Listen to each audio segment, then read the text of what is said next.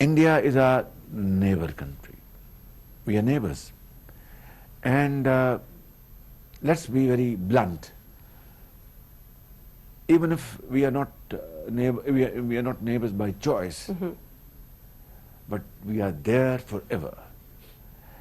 And it is up to us to live peacefully, that let's sit down on the table and have serious and sincere talks to resolve our burning issues like Kashmir, where flagrant violation of human rights are taking place day in and day out.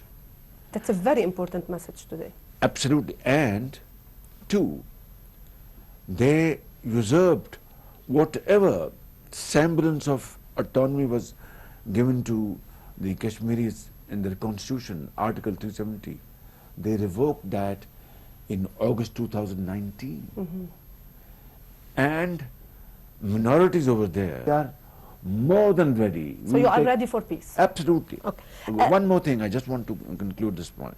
We need to use our resources to alleviate poverty, unemployment, provide medicine, high quality education, etc., and not waste these resources in getting ammunition and bombs.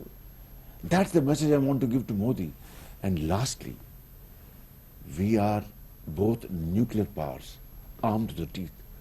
God forbid, God forbid, God forbid, as a harb, takes place, who will live to tell what happened? So this is not an option. I have requested yesterday my brother, His Highness President Mohammed bin Zayed, that he's a brother of Pakistan, and UAE is a brotherly country, good relation in India. He can play a very important role to bring the two countries on the talking table. And I give my word of honor that we will be talking to Indians with sincerity of purpose. But it takes two to tango.